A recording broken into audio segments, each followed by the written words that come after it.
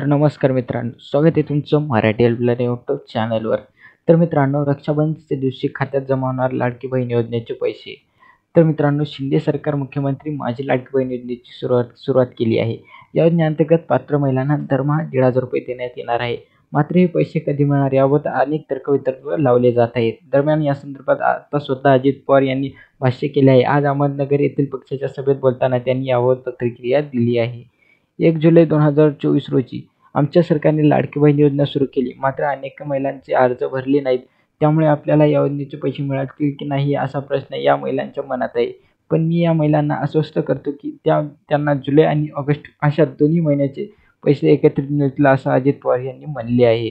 घरातील महिलांना घर सांभाळताना अनेक गोष्टींची गरज भासते. याबरोबरच त्यांना स्वखर्चासाठीही पैसे लागतात. त्यामुळे महिलांना सक्षम करण्याच्या उद्देशाने आम्ही लाडकी बहीण योजना सुरू केली आहे.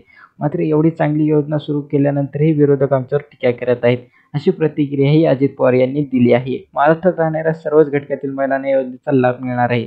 तसेच परराज्यातील ज्या महिला सून महाराष्ट्रात येतील अशा महिलांना या योजनेचा लाभ मिळणार आहे असल्याचेही ते म्हणाले.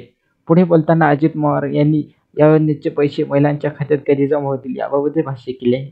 मुख्यमंत्री आणि दोन्ही उपमुख्यमंत्री मिळून आम्ही या योजनेचे पैसे रक्षाबंधन दिवशी महिलांच्या खात्यात जमा करण्याचा विचार केला आहे. 19 ऑगस्ट 2000 रोजी रक्षाबंधन आहे. त्या दिवशी महिलांच्या खात्यात जुलै व ऑगस्ट अशा दोन्ही महिन्यांची मिळून एकूण ₹3000 महिलांच्या खात्यात जमा करण्याचा आमचा प्रयत्न आहे, असं अजित पवार यांनी सांगितले आहे.